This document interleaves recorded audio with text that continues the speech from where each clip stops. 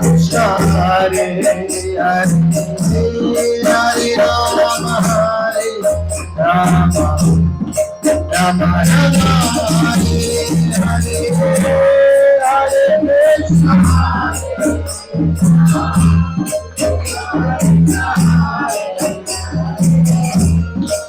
Rama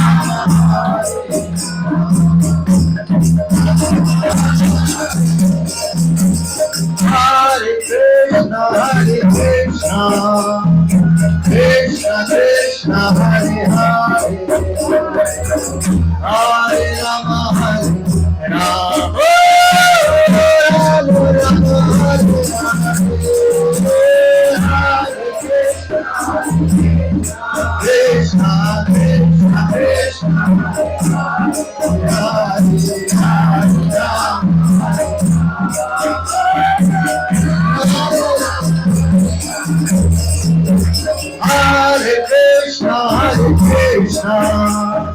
Krishna Krishna Hare Hare Hare Krishna Krishna Krishna Hare Hare Hare Rama Hare Rama Rama Rama Hare Hare Hare Krishna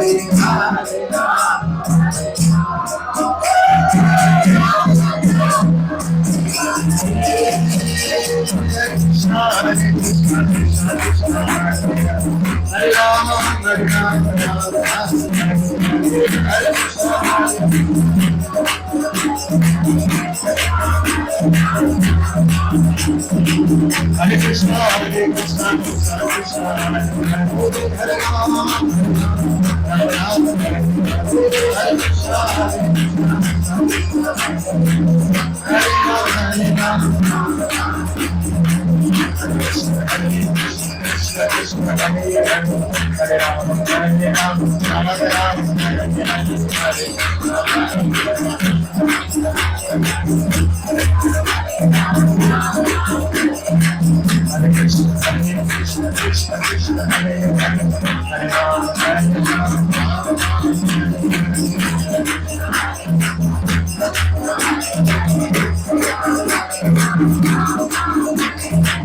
Hare Krishna Hare Krishna Krishna Krishna Hare Rama Hare Rama Hare Krishna Hare Rama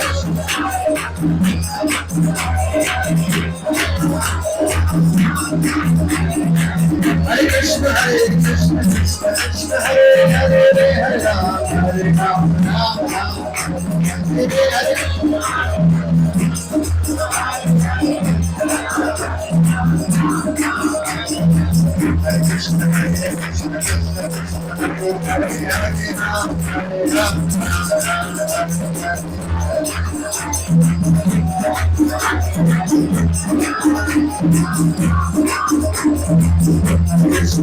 Krishna Krishna Krishna Hare Hare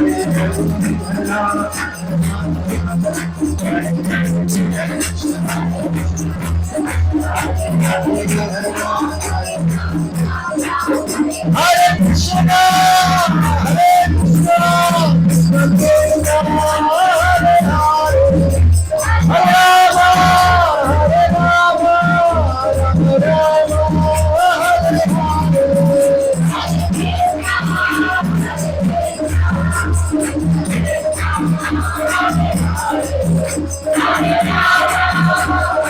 Rama Rama Hare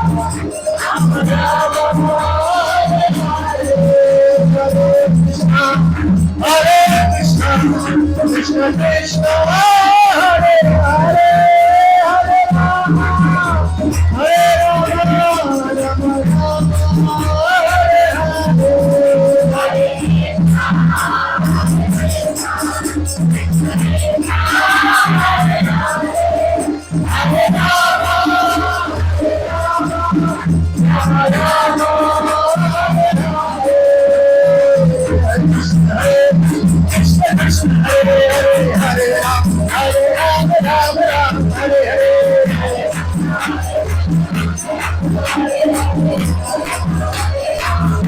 Hare Krishna, Krishna Krishna, Hare Ram, Ram Ram,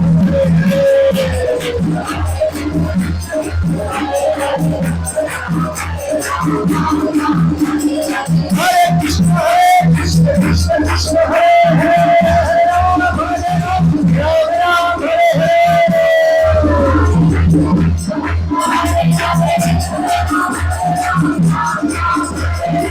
Krishna, Krishna Krishna, Hare Ram, Ram Ram,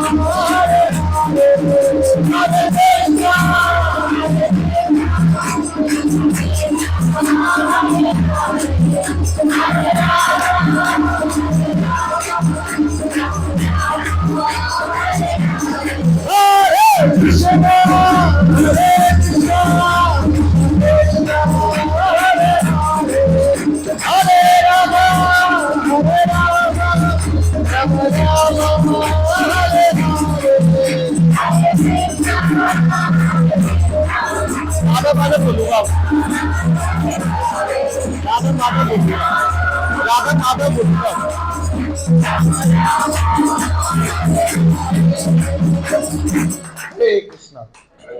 हम एक छोटा सा भजन गाएंगे, जय राधा माधव, ठीक है?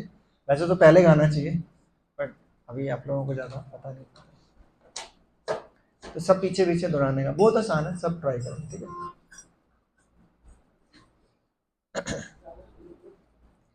जय राधा माधव कुंज बिहारी, जय राधा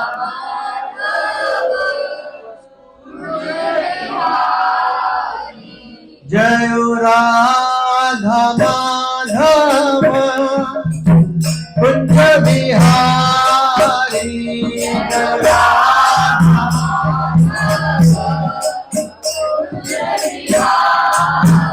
जय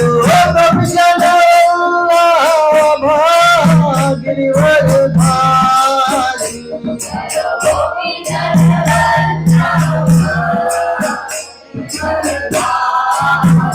जय गोपीजन वल्लभ गिरिवरधारी, जय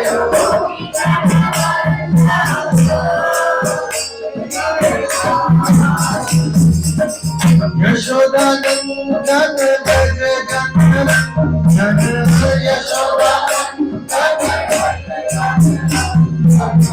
यशोदानंदन व्रज नंदन,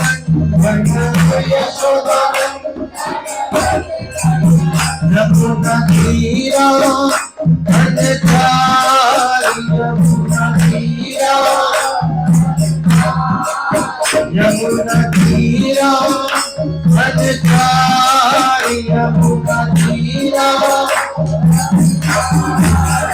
जय राधा कुंज बिहारी, जय Radha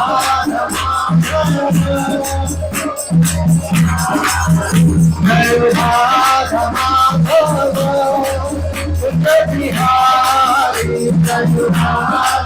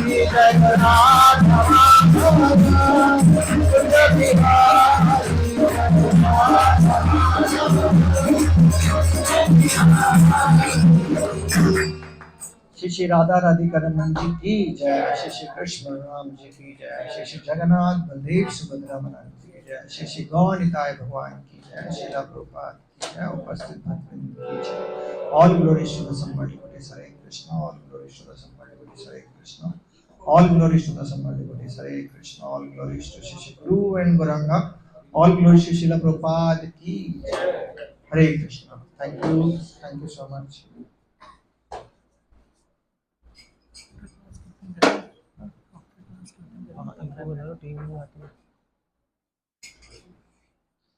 thank you so much. ये जितने भी ये बैठ के आगे बजा रहे थे ना, सब मेरे से ज्यादा अच्छा कीर्तन करते हैं। ये तो मेरे को बिठा दिया यहाँ पर। सबको वो आपका सुना नहीं है ना सबने।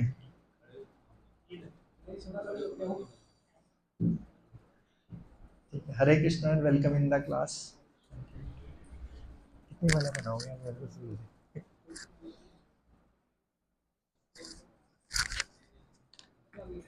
तो आज हमारा chapter number 7th and 8th है ना। 6 तक याद हो ही गया होगा भगवद गीता।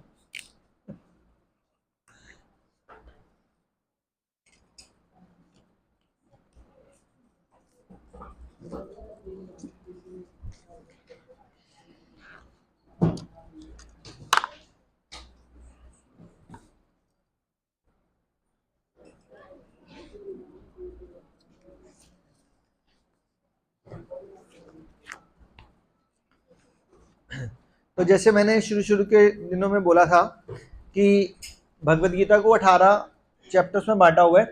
पहले 6 कर्म कांड होते हैं, आखिरी के 6 ज्ञान कांड होते हैं, और जो बीच का होता है वो भक्ति होता है। तो इसका हमने कैसे कंपैरिजन किया था, जैसे सैंडविच होता है, तो सैंडविच के अंदर क्या होता है, 2 तरफ ब्रेड होती है और बीच में आपका पनीर सब्जी वगैरह जो भी लगी हुई वो होगी। तो अगर पनीर सब्जी वगैरह हटा दो तो सूखी ब्रेड खाई नहीं जाएगी, ठीक है। तो कर्म कांड और ज्ञान कांड तब तक पावरफुल है जब तक बीच में भक्ति है। अगर भक्ति नहीं है तो गायब है वो सब कुछ, क्योंकि भक्ति के अंदर ही रस होता है। अब जैसे अभी हमने क्या किया, अभी हमने क्या किया, कीर्तन में आनंद आ रहा था, क्या था, सिर्फ और सिर्फ भगवान का नाम था। इसके अलावा एक शब्द बता लो क्या था, हरे कृष्ण कृष्ण कृष्ण हरे हरे, हरे राम राम राम। यही क्या 15-20 मिनट। हरे का मतलब राधा जी, या हरे का मतलब राम के साथ सीता जी मान लो है, राम मतलब राम जी, कृष्ण मतलब कृष्ण जी। 16 शब्द हमने 20 मिनट तक रिपीट करते रहे, एक शब्द भी इसके अलावा कुछ नहीं था। दिस इज भक्ति, दिस इज प्योर भक्ति। लेकिन इसमें रस था, आपको आनंद आ रहा था, आप जोर जोर से तालियां बजा रहे थे, आप झूम रहे थे, ठीक है। इसके अलावा कुछ करके देख लो आप, कर्मकांड, जैसे आप शनिवार जी को तेल चढ़ा रहे हो, ठीक है, तो ये कर्मकांड में आता है।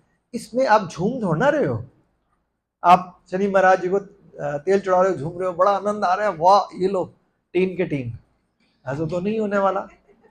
या अगर आपको बहुत सारी नॉलेज होगी है तो भी आप डांस कर रहे हो नॉलेज के साथ, देखा मुझे क्या क्या आता है, डांस कर रहे हो, डांस तो कभी भी नहीं हो सकता। डांस तो कोई राम के नाम पे कर सकता है, कोई हरे कृष्ण के मंत्र पे कर सकता है, भगवान के नाम के ऊपर हम जो, तो आज से हमारे ये वाले अध्याय शुरू हो रहे हैं, इसको क्या बोलते हैं, भक्ति योग। तो ये 7 नंबर से लेकर कहाँ तक, 12 नंबर। तो कुछ कुछ इंपॉर्टेंट चीजें शेयर करूंगा। क्रक्स तो मैं बता ही दूंगा, क्रक्स का मतलब निचोड़ तो मैं बता दूंगा, कुछ कुछ इंपॉर्टेंट चीजें भी शेयर रहेंगी, कुछ इंपॉर्टेंट श्लोक जो बहुत पावरफुल होते हैं इसके अंदर। तो पहले तो 7वें चैप्टर में, कोई बात नहीं, छोटा बच्चा है, तो इस चैप्टर का नाम है भगवत ज्ञान। तो इसमें पहले 3 श्लोक में भगवान श्री कृष्ण के बारे में ज्ञान की महिमा बताई गई कि भगवान श्री कृष्ण को कितना, क्योंकि जैसे बोला जाता है, इंग्लिश में बोलते हैं God is omnipresent, omnipotent and omniscient. सुना किसी ने?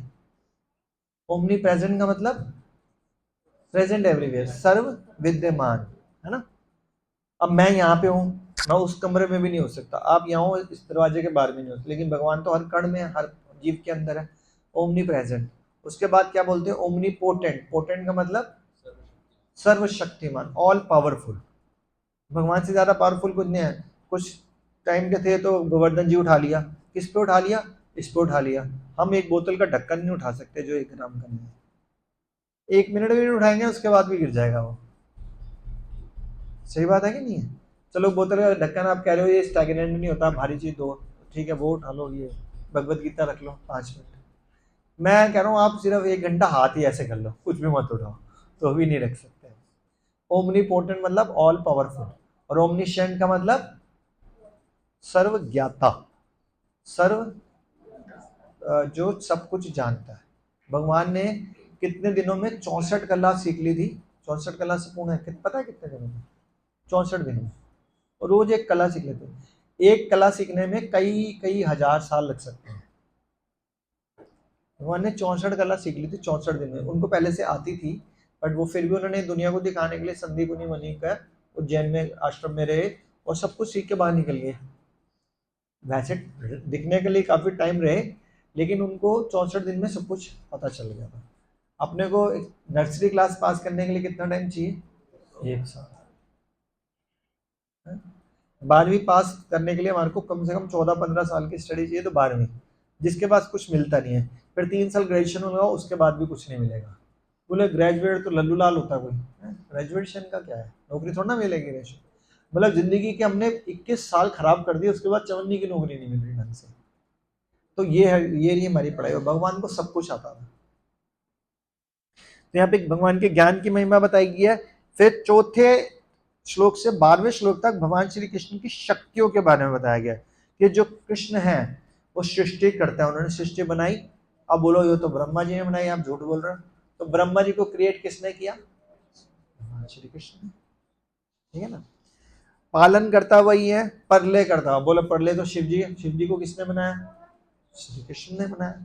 तो भगवान तो, ये तो बच्चा बच्चा जानता है इंडिया में तो, कि भगवान तो एक ही होंगे, है ना।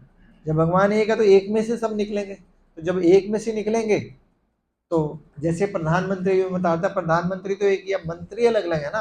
अब कोई मंत्री गलत काम करे या अच्छा काम करे तो नाम तो प्रधानमंत्री को पकड़ देना, भाई ये तू चोर है या तू अच्छा आदमी है। तो पालन करता भी वही है, परले करता भी वही है, और सृष्टि करता भी वही है। उसके बाद बताया 13 से 19 भगवान श्री कृष्ण के प्रति शरणागति। तो ये बहुत इंपॉर्टेंट होता है। हम बड़े बड़े प्रवचन सुन लेते हैं, सब कुछ कर लेते हैं, लेकिन शरणागति नहीं करते। शरणागति की इंग्लिश क्या होती है, सरेंडर। भगवान के प्रति सरेंडर नहीं करते। सरेंडर कैसे कर सकते हैं, सॉरी, रोज संडे आके कीर्तन करके, अच्छा है शुरुआत के लिए,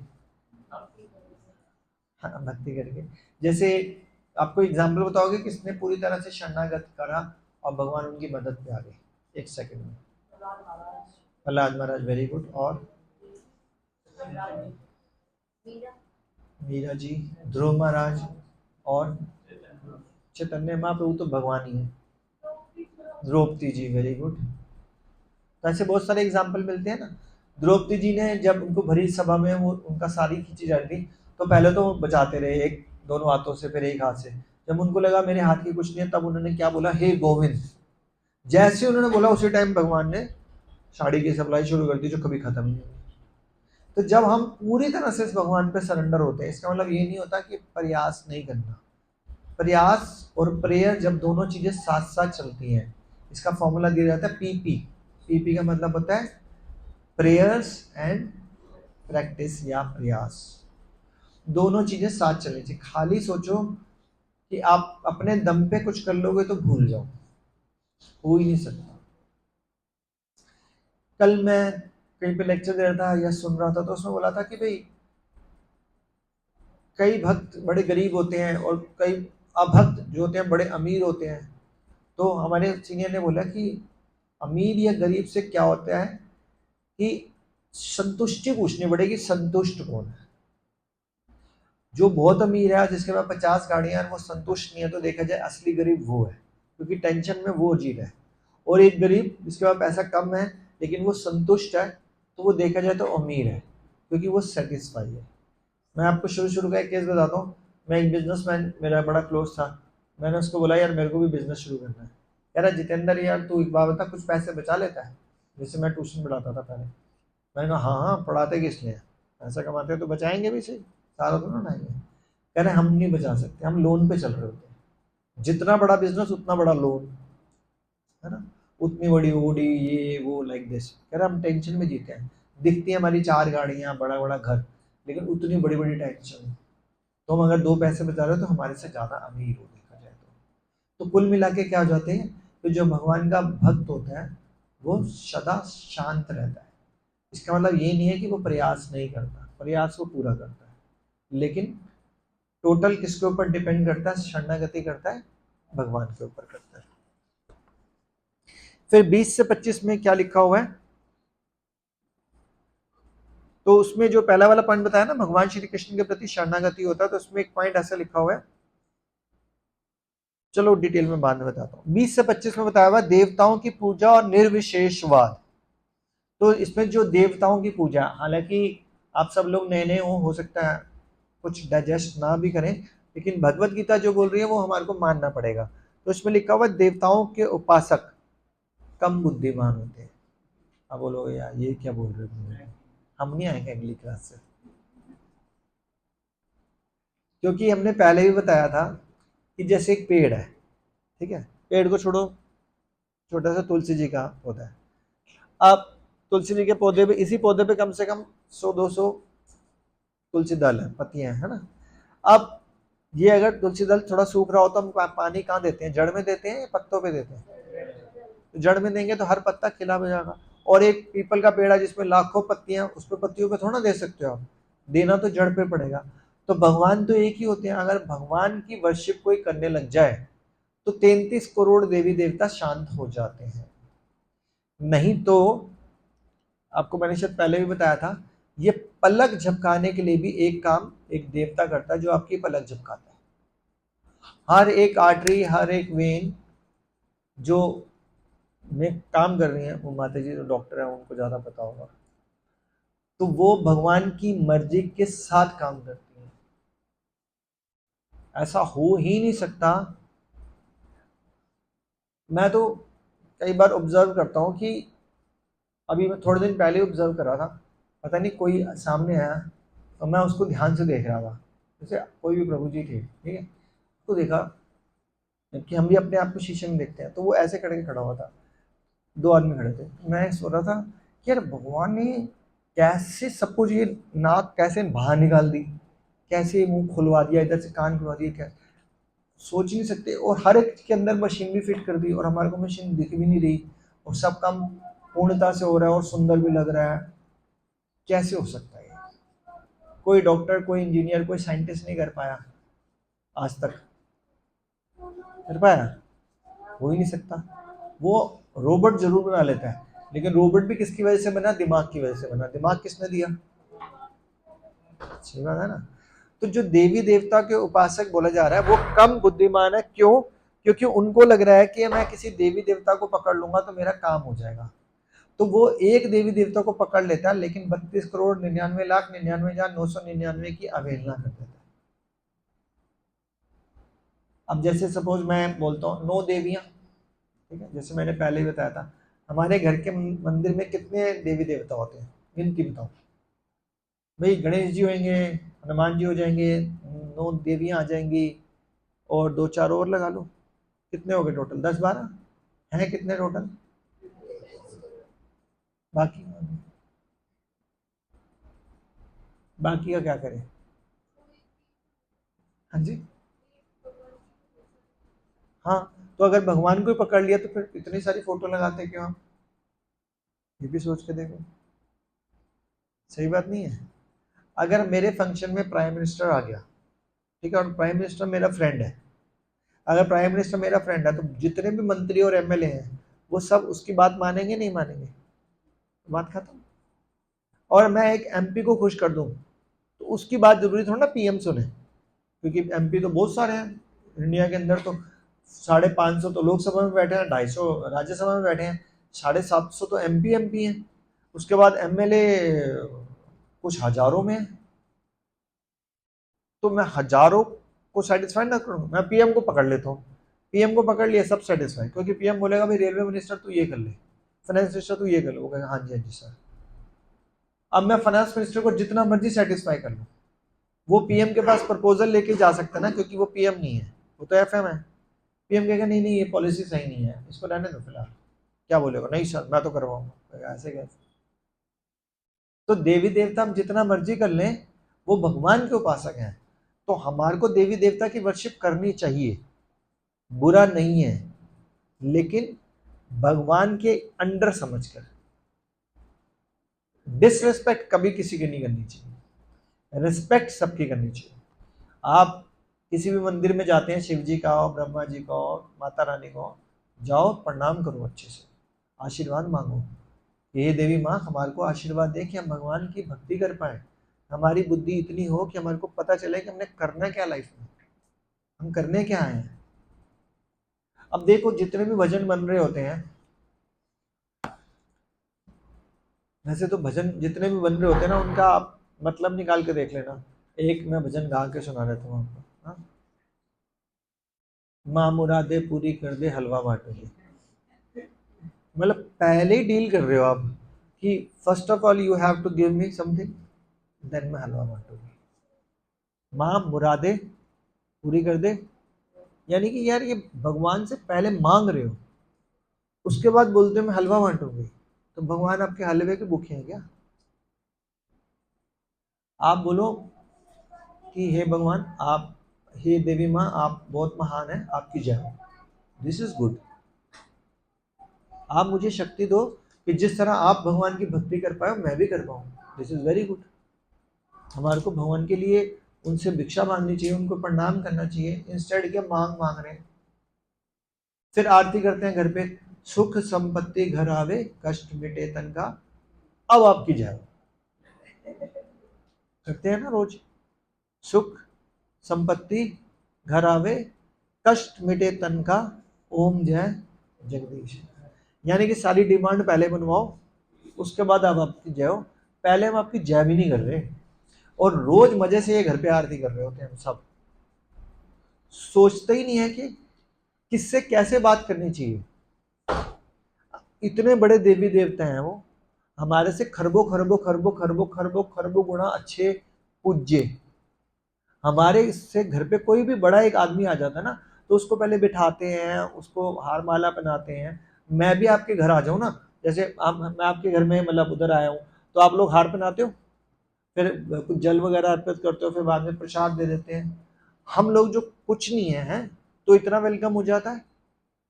और देवी देवताओं को कुछ कुछ नहीं कर रहे, सीधा बोल देते हैं सुख संपत्ति घर आवे, ओम ओम जय जगदीश है आपकी जय, या माँ मुरादे पूरी कर दे हलवा बांटो, भाई ये क्या बात है? एक आम आदमी घर आ रहा है तो उसकी इतनी रेस्पेक्ट हो रही है, आपके घर में वैसे ही कोई बड़ा आ जाए, क्या करते हैं? उसको आसन देते हैं, मतलब सोफे पे बिठाते हैं, फिर उसको पानी वानी देते हैं, और आप कैसे हैं ये पूछते हैं? ऐसे तो नहीं पूछते कैसे आना हुआ, क्या बताइए काम क्या आपका, या ये भी नहीं बोलते आप मुझे ये दोगे ना, वो कहेगा बैठा तो उन्हें पहले ही दे हुए, तो यहाँ पे गड़बड़ी हो रही है। तो ये बड़े पूजनीय देवी देवता होते हैं, इनसे बड़े संभल के मांगना चाहिए। आपको क्या मांगना चाहिए? एक बार एक राजा था, उस राजा ने एक यज्ञ किया। उस यज्ञ के समापन के बाद दान की बड़ी इंपॉर्टेंस मानी जाती है कि यज्ञ पूरा तभी माना जाता है जब दान दिया जाता है ना। तो पूरे शहर को जितने भी ब्राह्मण थे, जो भी मांगने वाला, उसको जो मांगा उसने दिया। कोई बोलता है मुझे 1 लाख चाहिए, ले ले, 1 लाख ले ले, घर चाहिए, जो चाहिए ले। लास्ट में एक बच गया ब्राह्मण। राजा ने बोला अब तय ब्राह्मण देता आपको क्या? कह रहे मुझे कुछ नहीं चाहिए, आपकी दया से मेरे पास सब कुछ है। कह रहे नहीं, ऐसे तो हो नहीं सकता, मेरा यज्ञ कंप्लीट नहीं होगा, मैंने दान नहीं दिया था। कह रहे लेकिन मुझे कुछ चाहिए ही नहीं। कह रहे नहीं नहीं, कुछ भी मांग लो, कुछ नहीं। कह रहा चलो ठीक है, मैं आपको अपना दोस्त बनाना चाहता हूँ। कह रहे ठीक है, डन। तो अब उसका कौन दोस्त हो गया? राजा।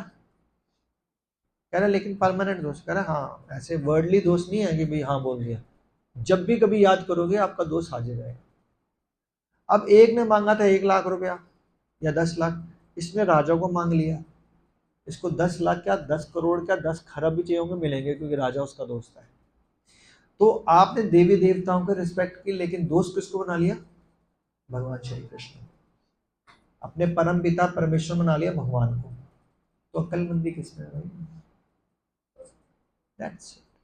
नहीं तो आप लगे रहो, वीरवार बृहस्पति जी की पूजा, शनिवार, सोमवार, मंगलवार, शुक्रवार, फिर बीच में नवरात्रे, फिर होई माता जी, फिर गणेश चतुर्थी, फिर और क्या आएगा? हाँ, लक्ष्मी जी, फिर सावन, छठ पूजा, करोड़ों लोग, करोड़ों फेस्टिवल, है कि नहीं? एक को पढ़ लो तो काम खत्म। तो आसान कर लो। अगर आपने भगवान श्री कृष्ण को एक तुलसी दल का भोग लगा दिया, सिंपल, कुछ नहीं, दही दूध नहीं कह रहा, एक तुलसी दल रख के उनको दे दी, अर्पित कर दी, तो पूरे ब्रह्मांड के देवी देवता शांत हो जाते। ये कहानी आई हुई है, बाता रहता हूँ। एक बार क्या हुआ, दुर्वासा मुनि अपने 10,000 शिष्यों को लेकर दुर्योधन के पास पहुंचे। दुर्योधन ने इनवाइट किया था उनको, ठीक है, क्या हमारे घर में 56 भोग महल में। तो दुर्वासा मुनि कितने शिष्यों के साथ? 10,000 शिष्यों के पास कहाँ पहुंच गए? दुर्योधन के महल में। उसने बड़ी आव भगत करी, बहुत जबरदस्त, क्या क्या गिफ्ट दिए, कितना तरह का खाना, बहुत खुश हुए। कह रहा बेटा मांग, जो मांगता। दुर्वासा मुनि को तो गुस्सा ही बड़ी जल्दी आता, खुश हो गए। कह रहे जी मेरी एक ही रिक्वेस्ट है, जैसे आप मेरे को ब्लेसिंग दे रहे हो ना, ऐसे मेरे भाइयों को भी दे रहे। कौन से भाई? पांडव। हैं? पांडव? कह रहे हाँ ना, वो वन में है, तो वन में भी इन्होंने भेजा था। अब जैसे आपने मेरे यहाँ प्रसाद पाया ना, तो आप उनके यहाँ भी प्रसाद। अब उसको पता था कि वन में उनके पास चवन्नी भी नहीं है, क्योंकि उनके पास था अक्षय पात्र। और जिस टाइम पे उसने बोला कि ना आप यहाँ से सीधा आप जाना और उनसे भी प्रसाद ले लेना। कह रहे हाँ ठीक है यार, कोई बात नहीं, ये वरदान दिए। अब उनको पता था अक्षय पात्र से द्रौपदी खा चुकी होगी इस टाइम पे, अब वो कुछ नहीं कर सकते। दुर्वासा मुनि वहां पे गए 10,000 शिष्यों के बाद, और युधिष्ठिर को बोला आपके भाई ने हमारी बड़ी आदत हो, हमने उसको वरदान की कि हम आपके यहाँ प्रसाद पाएंगे, तो प्रसाद की व्यवस्था करो। 10,000 शिष्य। युधिष्ठिर महाराज तो कुछ कहे नहीं, उन्होंने कहा जी महाराज। द्रौपदी के पास गए, उन्होंने अक्षय पात्र को बोलो, कह रहे अक्षय पात्र में तो कुछ है ही नहीं, मैंने तो सब कुछ खा लिया।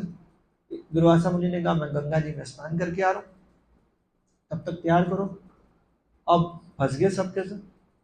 तो अक्षय पात्र देखा, उसमें एक दाना नहीं, क्योंकि वो तो खा चुके थे। फिर द्रौपदी जब भी, क्योंकि द्रौपदी जो थी भगवान की पूर्ण तरह से शरणागत थी, फिर उन्होंने भगवान को याद किया, द्रौपदी महाराज ने। भगवान प्रकट हो गए, कह रहे देखो मैं तुम्हारी बात में बात मानूंगा, कुछ भी बोलना बोलना बात की बात, पहले मुझे भूख लगी है, कुछ खिला दो। क्या है, ले लो। पहली समस्या थी, 10,000 बंदे ऊपर से आप आ गए हो, कुछ खिला दो। कह रहे वो अक्षय पात्र तो है ही नहीं। कह रहे नहीं नहीं, मुझे नहीं पता, मुझे कुछ खिला दो। फिर ये कह रही है, अब वो तो भगवान तो ऐसे बात करते थे उनके साथ, कहते दिखा अक्षय पात्र में कुछ होगा जरूर, देखते हैं। तो एक चावल का दाना टूटा हुआ अटका होता है, वो भगवान वही खाते हैं बस, और तृप्त हो जाते हैं। भगवान ने वो खाया, डकार किसको आ गया? 10,000 शिष्यों को। तो भगवान ने एक दाना खाया तो दुर्वासा मुनि जैसे उच्च कोटि के योगी मुनि सब तृप्त हो जाते। तो भगवान को एक तुलसी दल देते हैं तो 33 करोड़ देवी देवता तृप्त हो जाते हैं। तो अक्लमंदी किसमें है?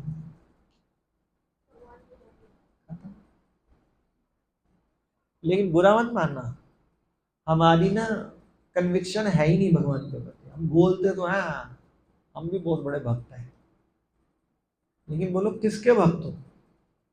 अरे सबके भक्त हैं। ये नाम बताओ, फिर 4 नाम बता देंगे। फिर नवरात्रों में माता रानी के भक्त होते हैं और गणेश जी के। एक सेकेंड, हाँ बोलो बेटा, बोलो। मम्मी से पूछ, तो मम्मी से पूछ के जाना, क्लास ले रहा हूँ। तो अभी लेके क्यों जा रहा, तेरे को मना किया था उसने।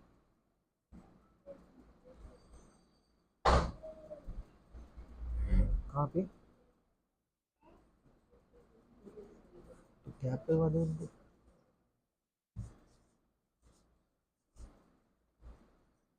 अच्छा ठीक है, ओके, ठीक है, ओके।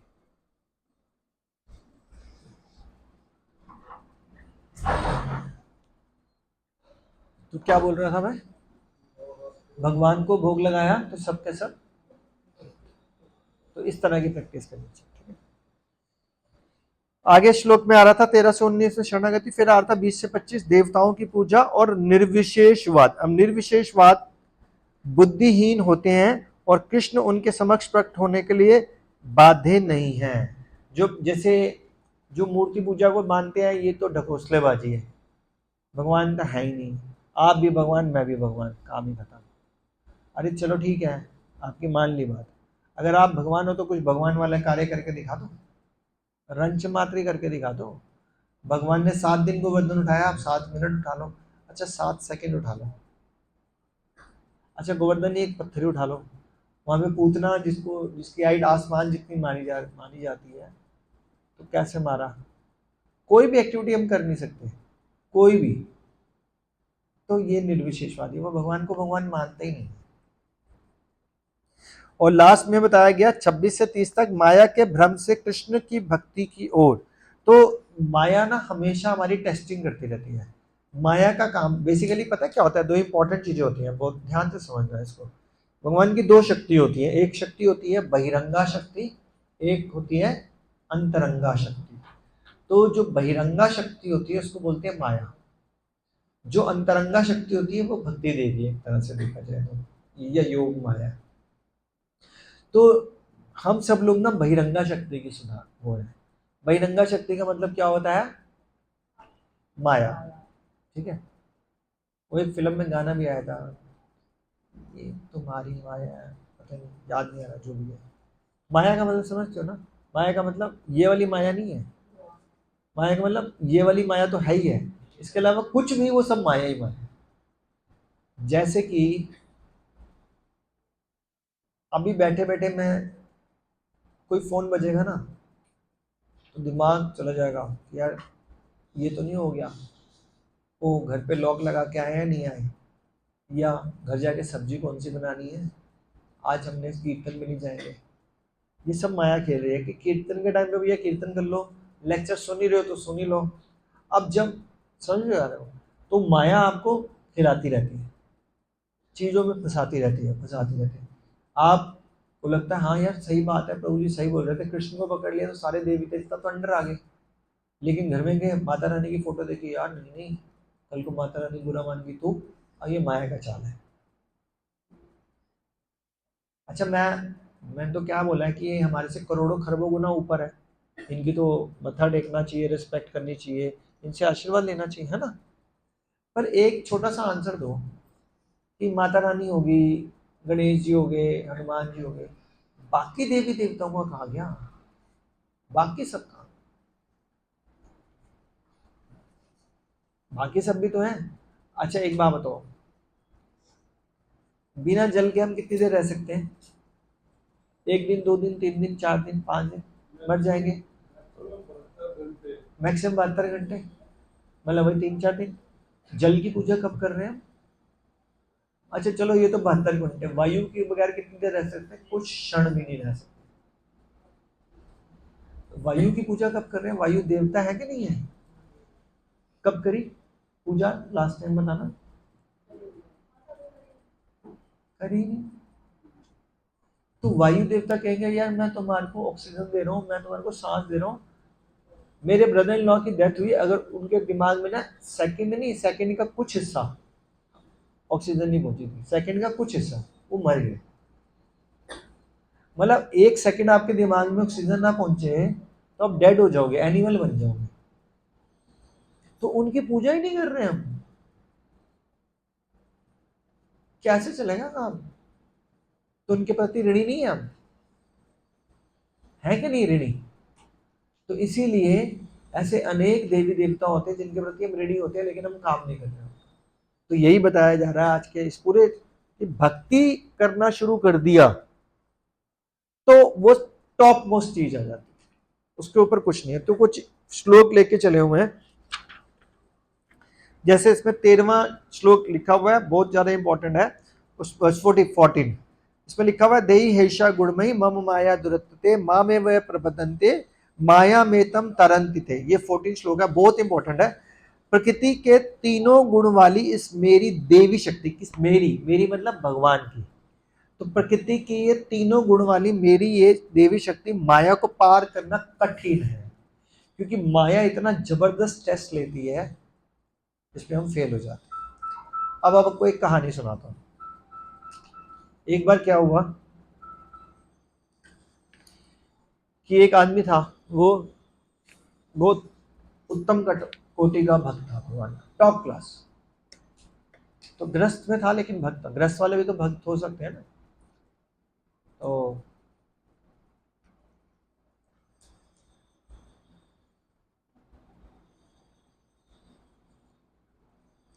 उसने बोला कि गृहस्थ आश्रम का ये धर्म होता है कि जो उत्तम गोटन के भक्त हैं, हम तो भक्ति नहीं है अभी फिलहाल, तो वो संतान करते हैं और वो तीर्थाटन पे चले जाते हैं, और माता का कर्तव्य होता है कि बच्चे को पालन करना। ये सब जो टॉप मोस्ट संतों की बात बता रहा हूँ। तो उन्होंने सोच रखा था जैसे ही मेरा बेटा मतलब बच्चा होगा तो मैं संन्यास ले लूंगा। और तो आप में से दिमाग में क्वेश्चन आ रहा था कि भाई सन्यास ही लेना था तो बच्चा पैदा क्यों किया? क्योंकि जब ये सन्यासियों के जो बच्चे होते हैं ना, ये भी उतने पावरफुल होते हैं, तो उससे धर्म की रक्षा होती है, क्योंकि फिर वो आगे फैलाते रहते हैं। काफी बड़ी साइंस है, धीरे धीरे पता चलेगा। तो जैसे ही बच्चा होता है उसकी वाइफ मर जाती है ऑन द स्पॉट।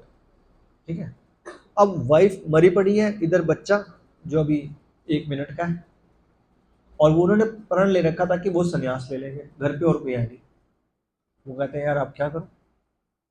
तो भगवान वो बोलते हैं, भगवान ये तो अग्नि परीक्षा ले रहे हो, क्योंकि मेरे को तो आपके प्रचार के लिए निकलना था, अब मैं तो कैसे जाऊँ? ये तो बच्चा मर जाएगा अभी अगर मैंने नहीं देखा तो इसको। तो तभी क्या होता है, छत पे एक छिपकली जा रही होती है, छिपकली जा रही होती है छत पे, छिपकली तो छत पे भी चलती है, और उसका भी बच्चा होता है। तो छिपकली तो ऐसे छत पे खड़े खड़े बच्चा पैदा कर सकती है, और उसका बच्चा जब होगा तो कहाँ गिरेगा? जमीन पे गिरेगा। तो वो गिरता है, उसका बच्चा ऐसे ही होता है, और वो उस छोटे बच्चे के साथ आके गिर जाता है, छिपकली का बच्चा इतना सा, बिल्कुल लाल। ठीक है, क्योंकि अभी स्किन तो है ही नहीं, कच्ची स्किन है। तो एक तरफ वो अपनी मरी बीवी को देख रहा होता है, अपने बच्चे को देख रहा होता है, छिपकली के बच्चे को देख रहा होता है, छिपकली को देख रहा होता है। ये क्या चक्कर है? भगवान की क्या लीला है? भगवान की इस माया को मैं नहीं समझ पा रहा। तभी एक छोटा सा मच्छर, बहुत छोटा सा मच्छर उड़ते हुए आता है। ठीक है, और वो छिपकली के बच्चे के पास उड़ रहा होता है।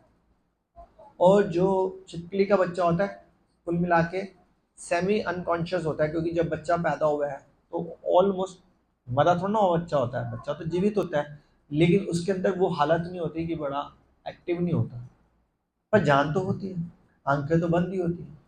तो मच्छर का बच्चा, मतलब इतना छोटा सा मच्छर था उस छिपकली के बच्चे के इर्द गिर्द, और वो जो छिपकली का बच्चा होता है वो फटाक से झपट्टा मारता है और खा लेता है, क्योंकि छिपकली के बच्चे की डाइट भी मच्छर ही है, और तो कुछ डाइट नहीं है ना उसको, तो उसको मच्छर कौन दे रहा है? छिपकली तो प्रोवाइड करा नहीं सकती। यस, तो उन्होंने सोचा कि भाई भगवान तो इसको भी पाल रहे हैं, तो मेरे बच्चे को क्यों नहीं पालेंगे? This is the strong conviction, surrenderness. और वो संन्यास पे चले गए, वहीं छोड़ दो। हमने नहीं जाना होता, लेकिन क्योंकि हम तो भक्ति नहीं है, तो वो तो संत थे, एग्जाम्पल ले रहा हूँ। 20-25 साल के बाद वापस उस गांव में आते हैं, और गांव बड़ा खुशहाल होता है। तो बोलते हैं भाई गांव तो पहले ऐसा नहीं था, इतना खुशहाल कैसे हो गया? कह रहे हैं यहाँ पे एक आदमी था, वो भी बहुत बूढ़ा हो चुका था, लोग पहचान नहीं होते 25 साल में, तो समझ लो 30 साल में गया, 55 साल में आया, दाढ़ी वाड़ी होगी, पहचाना ही नहीं लोगों ने कौन है ये। कह रहे हैं एक बाबा रहता था, उसका बच्चा पैदा हुआ, वो अपनी बीवी को मरे हुए छोड़ के, बच्चे को वहीं छोड़ के चला गया। अब ये तो वही था बंदा।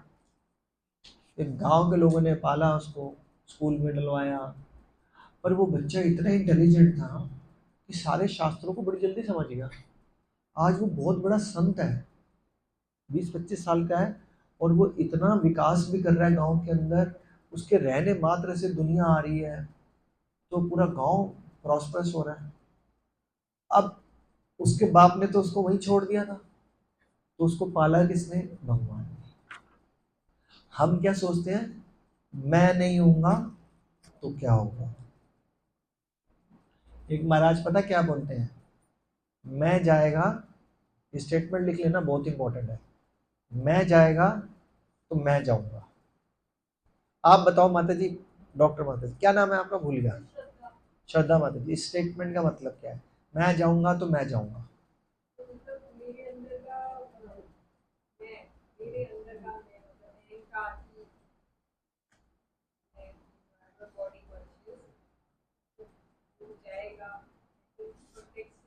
हाँ, तो वो जाएगा तो क्या होगा? मैं जाएगा तो मैं जाऊंगा। नहीं, रुको रुको, बाकी रुको। मैं जाएगा तो मैं जाऊंगा, मैं कहाँ जाऊंगा? यस, कहाँ जाऊंगा? नहीं, भगवान के पास मुक्त हो जाऊंगा। ठीक है, गुड। मैं जाएगा, मैं अपने बच्चों को पाल रहा हूँ, मैं नहीं कमाऊंगा ना तो काम नहीं होगा। मैं घर पे टाइम पे नहीं पहुंचा ना, तो घर पे खाना नहीं बनेगा। जिस दिन तक ये मैं चलेगा ना, उस दिन तक आप माया में हो। जिस दिन ये चला जाएगा ना मैं, उस दिन मैं ऊपर जाने के लिए काम कर सकता, तो मैं जाऊंगा। हिज ऑनर भक्ति आश्रम महाराज ने स्टेटमेंट दी थी। तो अपने आप को ही छोड़ना, बोलना छोड़ दो कि मेरे से ही सब कुछ हो रहा है। मैं अपने घर की ना गृहिणी हूँ, मैं नहीं होंगी घर पे खाना नहीं बन सकता। मैं हस्बैंड हूँ, मैं कमाऊँ ना तो कुछ नहीं हो सकता। ये कुछ नहीं हो। भगवान ने एक रोल आपको दिया हुआ है, एक रोल इनको दिया हुआ है, दैट्स इट। उसमें चौड़े होने की जरूरत नहीं है। वही रोल देवी देवताओं को दिया हुआ है, दैट्स इट। सब अपना अपना रोल प्ले कर रहे हैं। जिस तरह फाइनेंस मिनिस्टर रोल प्ले कर रहा है, उसी तरह इंद्र देवता एक रोल प्ले कर रहा है, उसी तरह ब्रह्मा जी एक रोल प्ले कर रहे हैं, उसी तरह अग्नि देवता एक रोल प्ले कर रही है। That's it. तो ये वाला श्लोक इतना इंपॉर्टेंट था। चश्मा। तो एक श्लोक और भी है। तो भगवान को कौन कौन लोग जान सकते हैं? तो इसमें श्लोक नंबर आपका आ रहा है 16। तो ये लिखा हुआ है, चतुर्विंति भजन्ते माम जना सुकृतिनो अर्जुना आर्तो जिज्ञासु आर्ति ज्ञानी चा भरत भरत। 4 तरह के लोग होते हैं, आर्थ, जिज्ञासु, अर्थार्थी और ज्ञानी। ये 4 लोग भगवान को जानने के लिए एलिजिबल है। पहला आर्थ। आर्थ का मतलब क्या हो जाता है? जो संकट के समय भगवान को याद करता है, संकट के समय। तो इसमें तो 99% याद करते हैं। जब हाथ में कुछ नहीं होता ना, तो बोलते हैं भैया भगवान ही देखेगा, तो हमारे हाथ में तो कुछ नहीं है, सब पापड़ बोलते हैं। ठीक है। अब एक आदमी को कोई बीमारी होगी, वो लाइलाज है, तो आपने दुनिया का सबसे अमेरिका में दिलवा दिया, तो डॉक्टर्स भी लास्ट में क्या कहते हैं, भैया आप प्रेयर करो क्योंकि इसका कुछ नहीं हो सकता। सब कुछ कर लिया, ऐसे ही होता है ना, दैट्स। तो इसको बोलते हैं आर्थ। कोई शास्त्रों में एग्जाम्पल दिया हुआ है, याद है आपको, कि जो संकट के टाइम पे उसने भगवान को याद किया और भगवान से शरण आ गया? Gajendra, very good, Gajendra. तो गजेंद्र एक हाथी थे, और वो पहले देवता थे, वो इंद्रद्युम्न महाराज थे, जिन्होंने जगन्नाथ जी, पहली बार जब जगन्नाथ जी थे उनकी स्थापना करी थी, पहली बार। सोचो क्या पावरफुल रहे होंगे वो। तो किसी कारणवश उनको हाथी का शरीर मिला था, और बाद में वो उनको हाथी का शरीर भी ऐसा मिला था, छोटे मोटा हाथी नहीं होना था, मतलब समझ लो एरावत भी बड़ा कुछ नहीं था, पूरे उस जगह के राजा थे वो हाथियों के। मतलब उनकी वाइफ हथनियाँ इतने सारे थी, बच्चे इतने थे, ऐसी जगह पे रहते थे, स्वर्ग से भी सुंदर था। खूब एंजॉय किया उन्होंने, खूब एंजॉय किया। लेकिन एक बार पानी पीने वहां पे तालाब में गए अपने हाथी हथनियों बच्चों के साथ, खूब एंजॉय कर, एक मगरमच्छ ने उनका पैर पकड़ लिया। 1000 साल तक युद्ध चला। जब पूरी हिम्मत हार दी ना, उनको लगा मैं तो इतना पावरफुल आती हूँ, वो चलते थे ना, तो जैसे अब एक एग्जांपल ले रहा हूँ, हिमालय पूरा पर्वत हिलता था, एक हाथी जब चलता था। उस टाइम के हिमालय बहुत बड़े हुआ करते थे, रावत समझे। तो इतने बार उन्होंने मगरमच्छ को मार दूंगा, लेकिन 1 साल तक युद्ध चला, नहीं हुआ। तो उनको लगा कि तब उन्होंने पिछले जन्म में तो बहुत पावरफुल देवता थे, वो राजा थे, सारे श्लोक वगैरह याद थे। तो उन्होंने उस टाइम पे भगवान को याद किया, और वहीं तालाब के अंदर ही अपनी सूंड से कमल को उखाड़ा और सूंड ऊपर कर दी भगवान की तरफ, और भगवान को कमल ऑफर किया, भगवान ये आपके लिए। उसी क्षण भगवान गरुड़ जी में है, उसी क्षण मगरमच्छ को मारा, उनको मार लिया। तो जिस संकट के टाइम पे भगवान को याद करता है। दूसरा होता है जिज्ञासु, जिज्ञासावश, ज्ञान की वजह से कि यार है कौन भगवान, कैसे करना चाहिए, क्या करना चाहिए। तीसरा होता है अर्थार्थी, धन, धन चाहिए, है ना। और चौथा होता है ज्ञानी, कि मेरे को ज्ञान चाहिए। तो पहले दूसरा वाला जो था जिज्ञासु था, सिर्फ क्यूरोसिटी से थी, मतलब ऐसे क्यों, ये क्यों, ऐसे नहीं होना चाहिए, ऐसे कर लेते हैं, वैसे कर लेते हैं। लेकिन जो चौथे नंबर वाला वो ज्ञानी है, पॉजिटिव वे में काम। तो इन चारों में से देखा जाए तो चौथे वाला अच्छा है। वैसे तो इससे भी ऊपर होता है, वो होता है भक्त, उसको ज्ञान की भी कोई अभिलाष नहीं, उसको भगवान से मतलब कि मैं भगवान को, मेरे पास रूखी सूखी रोटी है, मैं खिलाऊंगा क्योंकि वो भी भूखे बैठे हैं। तो ये हो गया भक्ति। तो ये वाला श्लोक बहुत इंपॉर्टेंट है इस चैप्टर के अंदर। फिर 19वां श्लोक बहुत इंपॉर्टेंट है। इसमें एक शुद्ध भक्त की दुर्लभता बताई है। बहुनाम जन्मन्ते ज्ञानममं प्रपदे वासुदेवा सर्वमिति सा महात्मा सुदुर्लभः। अनेक जन्म जन्मांतर के बाद मेरी शरण में आता है, अनेक जन्म जन्मांतर के बाद मेरी शरण में आता है। तो आप सब खुश किस्मत हो, मैं भी, कि हमने करोड़ों जन्म कुछ ना कुछ अच्छे कार्य किए होंगे, जो भगवान श्री कृष्ण का नाम ले पा रहे, भक्तों के साथ बैठ पा रहे हैं। तो अनेक जन्म जन्मांतर के बाद मेरी शरण में आता है, जिसे सचमुच ज्ञान हो जाता है, वही मेरी शरण में आता है। मुझको समस्त कारणों के कारण और सर्वव्यापक जानकर वह मेरी शरण में आता है। ऐसा शरणागत महात्मा अत्यंत दुर्लभ है। तो आप सब लोग अत्यंत दुर्लभ हो, तो अच्छी बात है कि करोड़ों लोग हैं।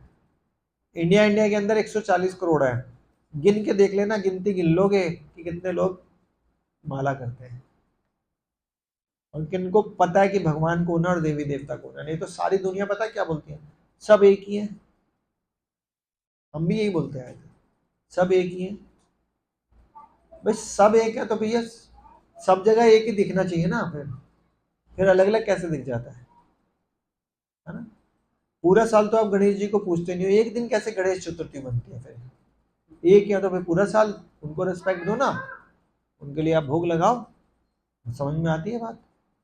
पूरा साल हम प्याज लहसुन खाते हैं, नवरात्रों में प्याज लहसुन छोड़ देते हैं, कि सिर्फ 7 दिन ही 9 देवियां होती हैं, बाकी दिन कुछ नहीं होता क्या, वो गायब हो जाती है। ऐसे कैसे हो सकता है भाई, हो सकता है ऐसे कि बाकी दिन हम कुछ भी खा लें, सब चलेगा, अलाउड है, ऐसा तो नहीं हो सकता।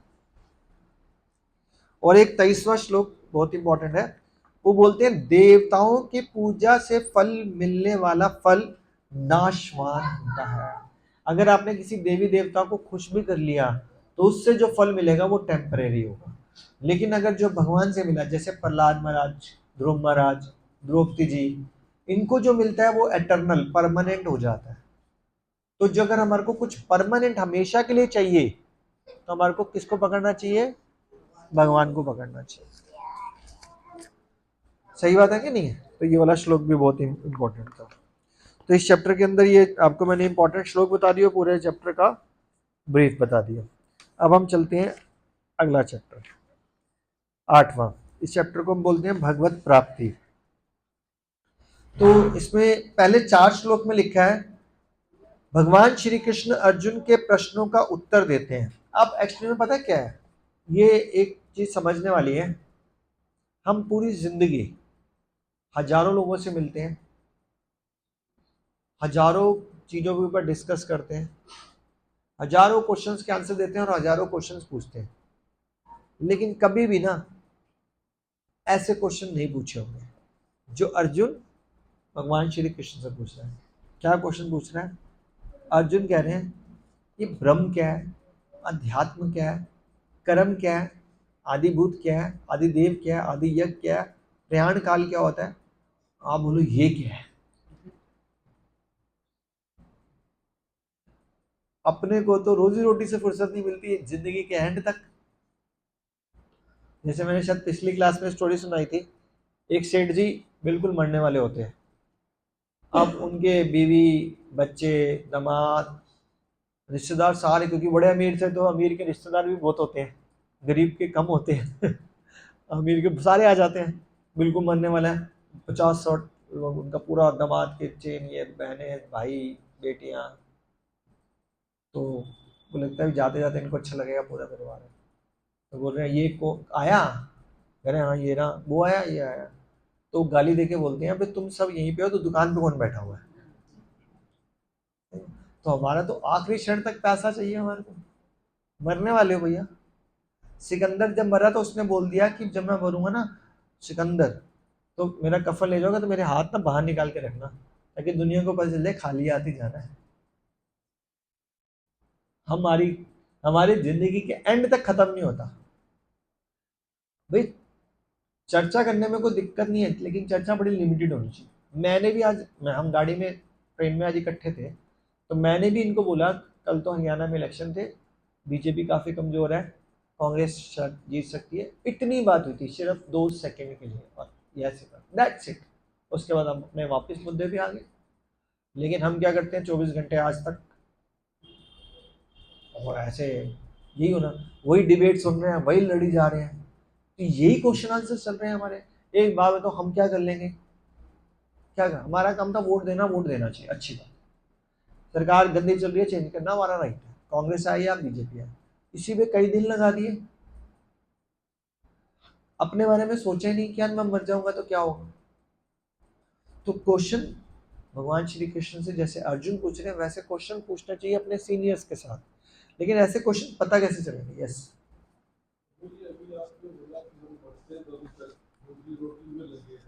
हाँ जी, और दूसरी तरफ हमें ये भी कहा जाता है कि हम कर्म करे बिना नहीं रह सकते। यस, कर्म तो हमें करना ही पड़ेगा। तो हमारे लिए तो दोनों, हाँ, डू द नीडफुल। तो हाँ, यही यही तो हमने बताया था, निष्काम कर्म योग शुरू में बताया था ना, do the needful. Prabhupada ji बोलते थे 8 घंटे काम करो और जितना प्रारब्ध में होगा 8 घंटे में चल के आएगा। किस एज तक, किस एज तक करना चाहिए काम? लास्ट टू लास्ट 60 साल तक, दैट्स इट। अगर उसके बाद आपको लग रहा है कि मेरी फैमिली को गुजारा बिल्कुल भी नहीं हो सकता तो करना ही पड़ेगा, पर डू द नीडफुल। लेकिन एक्चुअली में क्या होता है कि जैसे हमने पूरी जिंदगी काम किया, जैसे 60 साल तक हमने काम किया और भक्ति पे ज्यादा ध्यान नहीं दिया, तो 60 साल के बाद आप खाली नहीं बैठ सकते किसी भी कीमत पर, पागल हो जाओगे, ये पूरी जिंदगी काम किया। तो जो भक्ति करनी चाहिए वो पहले से करनी चाहिए, ताकि हमारे लक्ष्य बन जाए कि मेरे को 60 साल के बाद भगवान की सेवा करनी है, तभी तो हम कुछ कर पाएंगे। नहीं तो हमारे पास कुछ एंगेजमेंट ही नहीं होगी, खाली बैठ के तो पागल हो जाएंगे, इससे बेटर तो काम कर लो। बात है ना? ठीक है ना? तो अर्जुन भगवान से क्वेश्चन पूछ रहे हैं, कृष्ण सभी के उत्तर देते हैं और अंतिम विषय के शेष अध्याय में कुछ देते हैं। तो मृत्यु के समय भगवान श्री कृष्ण का स्मरण, ये 5 से 8 अध्याय में लिखा है, मृत्यु के समय मनुष्य जो कुछ स्मरण करता है वह उसके गंतव्य प्राप्त करता है। बड़ी इंपॉर्टेंट चीज है, कहानी सुनो। एक बहुत बड़े संत थे, बहुत बड़े। इंडिया में ऐसे संतों की कोई कमी नहीं है आज भी, जो बहुत जेन्युइनली संत होते हैं। जब वो बिल्कुल मरना आसन पे थे, उनके शिष्य आसपास खड़े थे, सबने बोला कि भाई क्या सेवा कर सकते हैं। उन्होंने कहा "नहीं, अब मैं अपने गंतव्य स्थान पे जाऊंगा, मतलब भगवान के धाम जाऊंगा, दैट्स इट। लेकिन एक शिष्य, निकम्मा शिष्य, जो पहले तो कभी आता ही नहीं था, एंड टाइम पे पता चला उसके गुरु जी जा रहे हैं, जिंदगी भर तो कोई सेवा नहीं करी। हाँ, दूसरा लगा अच्छा वो वाला लेना है। तो उस टाइम पे क्या किया, वो गुरु महाराज के पास आ गया। हाँ गुरु जी, मैंने आपसे दीक्षा ली है, मैं आपकी सेवा करना चाहता हूँ। गुरु महाराज कह रहे नहीं नहीं, मुझे कुछ नहीं चाहिए। कह रहे नहीं, मैंने आपके प्रति अपराध किए, अरे मैंने माफ किया, मुझे कुछ नहीं चाहिए। कह रहे नहीं नहीं नहीं नहीं नहीं, करूंगा करूंगा करूंगा करूंगा करूंगा। पीछे पड़ गया। अब वो तो एंड टाइम पे थे, वो तो जाना चाह रहे थे। अब उन्होंने पीछे छुड़ाने के लिए बोल दिया, अच्छा जा एक केला लिया। उनको सोचा ये जाएगा, मैं चला जाऊँ, क्योंकि उनके हाथ में होता है। अब जैसे उन्होंने बोला जा केला ले आ, कह रहा है, आप केला पाओगे ना? कह रहा हाँ मैं खाऊंगा। वो गया और पीछे से मर गए। अब उनके दिमाग में चला गया केला। तो वो संत जो थे, जो एक तरफ के भगवत धाम जाने थे, लेकिन एंड टाइम पे क्या आ गया, केला। तो वो केले के पेड़ के अंदर, केले के अंदर एक वो बन गई, हिंदी में क्या बोलेंगे, जिम्मी, थोड़ा कीड़ा, केले का कीड़ा बन गया, उस केले के अंदर चला गया वो संत। तो शिष्यों ने, जो शिष्य भी बड़े पावरफुल थे, तो शिष्यों ने ध्यान लगाया कि गुरुजी चलेंगे ना भगवत धाम, तो उनको लगा और ये वो इस गांव के केले के पेड़ के अंदर, उस केले के अंदर कीड़ा बन गया। ओ, तो फिर वहाँ से शिष्य भेजे और वो केले को तोड़ के लेके आए, क्योंकि उतने शिष्य भी पावरफुल है, और उन्होंने कीड़े को मार दिया और फिर वो चले गए। यानी कि मतलब मरना तो था ही थी केले क्योंकि कोई केला खाएगा तो मर तो जाना ही था, लेकिन उन्होंने उसी क्षण वापस भगवत धाम भेज दिया। कहने का मतलब, एक इतना बड़ा संत अगर लास्ट मोमेंट में कुछ थॉट आ जाता है तो कुछ बन जाता है। हमारी गति तो क्या होगी, हमारे तो लास्ट मोमेंट में क्या चल रहा होगा, मेरी बीवी का क्या होगा, मेरे बच्चों का क्या होगा, अरे वो तो अभी छोटे हैं यार, वो तो भी बड़े हैं यार, वो तो निकम्मे हैं यार, वो तो मेरे 4 मकान हैं। ये मैंने आपको भी बात भी बताई थी, अभी मेरी मदर पिछले महीने आईसीयू में थी, बताई थी ना शायद, आप सबको बताई थी ना। और सामने जिसकी जुबान चली जाती है, रेंट आ गया, बिजली का बिल जमा हो गया, 60-70 साल का बंदा। तो चेतना आपने पूरी जिंदगी कहाँ लगाई है, तो एंड टाइम पे वही चेतना होने वाली है। तो प्रैक्टिस कब करनी पड़ेगी, अभी से, इसी क्षण से। तो बोलो काम छोड़ दे, मतलब ही नहीं होता, काम तो करना है, निष्काम काम करना है, 8 घंटे करना है, घर को पालना है, अच्छे से हरिनाम लेना है, भक्तों की सेवा कर सकते हैं, श्रवण कर सकते हैं, रीडिंग कर सकते हैं। कार्तिक मास आ रहा है, कार्तिक मास में इधर मंदिर लेके आ सकते हैं, लोगों को दीपदान करा सकते हैं, बहुत इंपॉर्टेंट।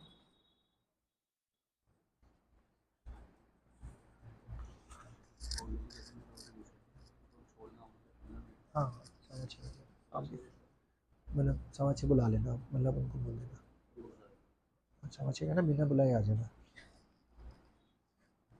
6:15 6:20 तक लास्ट लास्ट, 6:30 तो आपकी।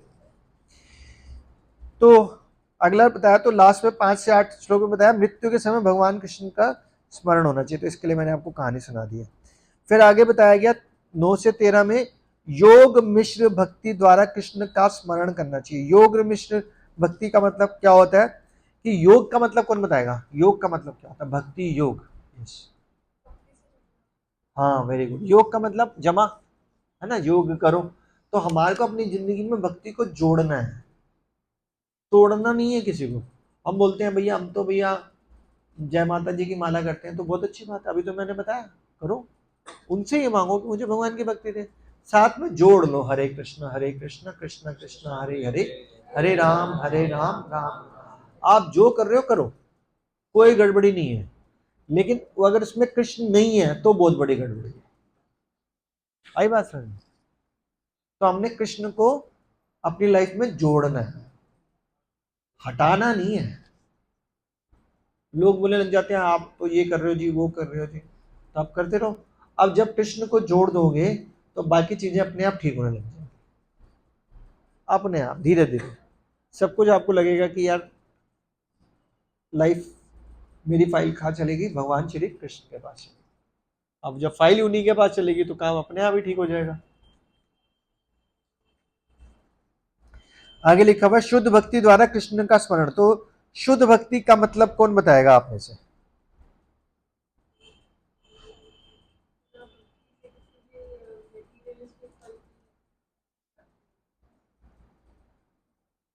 आगे कुछ?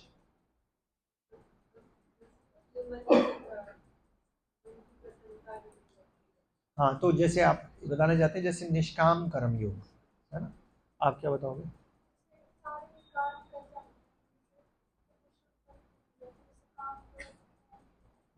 गुड। Anybody else? शुद्ध भक्ति क्या होती है? यस बेटा। एक मिनट, प्योर भक्ति से क्या समझे आप? ओ वेरी गुड, हरी बोल। देखो इतना छोटा बच्चा भी लेक्चर को ध्यान से सुन रहा है, कितनी बड़ी बात है। तो बता भी रहा है, आप बताओ। ओह वेरी गुड, हरी बोल। तो प्योर भक्ति की डेफिनेशन, सबका आंसर सही है। प्योर भक्ति की डेफिनेशन होती है, बोलना चाह रहे हैं आप कुछ? आप कुछ बोलना चाह रहे हैं? प्योर भक्ति की डेफिनेशन होती है अन्य अभिलाषिता शून्यम, ज्ञान कर्म आदि साइड। यानी कि ना तो हमारे को ज्ञान से मतलब है, ना कर्म से मतलब है, ना अन्य चीजों से, कुछ भी नहीं। अन्य अभिलाषिता शून्यम ज्ञान कर्म आदि अनावृतम अनुकूल से कृष्णान भक्ति शीलनम, ये है ना।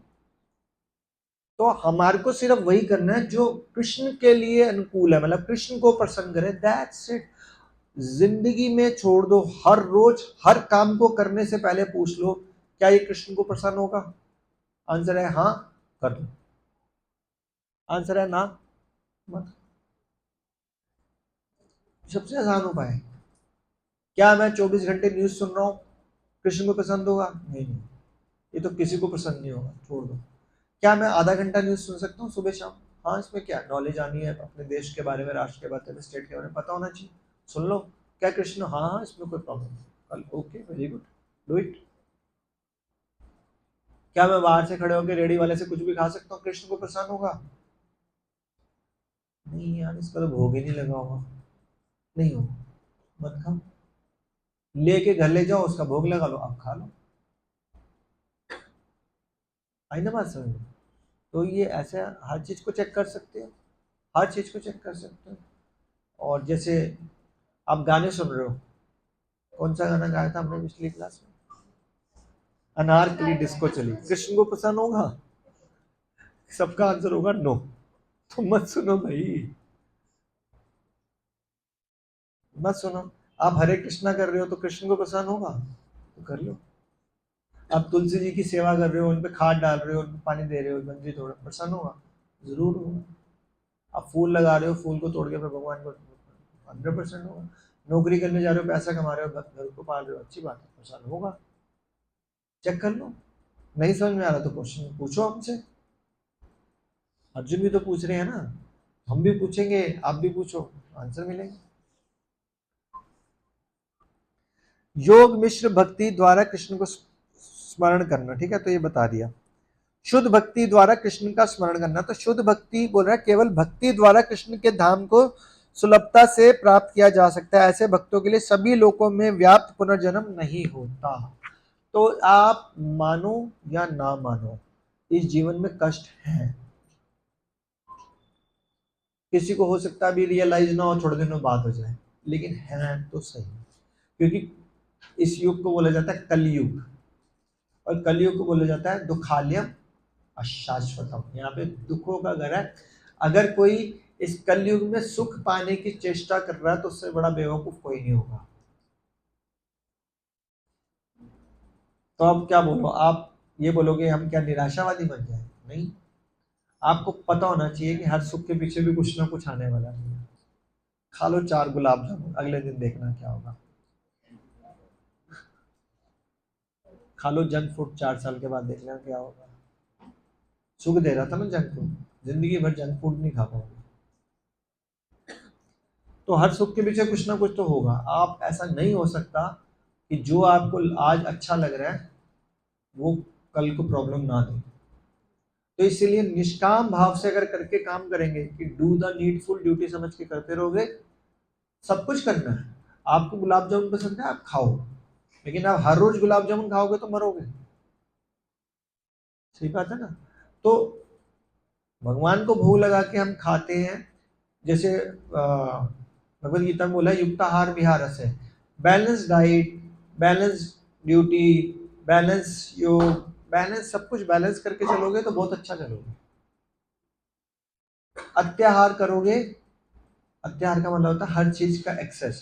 पैसा ज्यादा कमाना, हंसने वाली बात।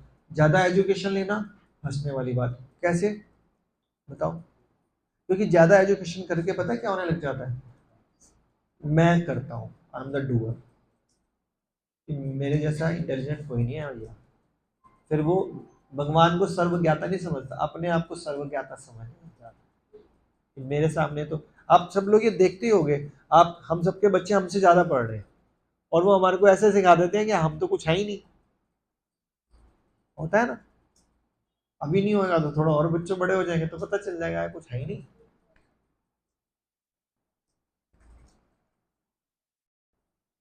भौतिक जगत और आध्यात्मिक जगत की तुलना फिर चैप्टर में बताया गया कि भौतिक जगत तथा ब्रह्मा दिन के आरंभ में प्रकट होते हैं और रात्रि आने पर अप्रकट हो जाते हैं। ये पूरी साइंस है, वो आपको धीरे धीरे बताएंगे।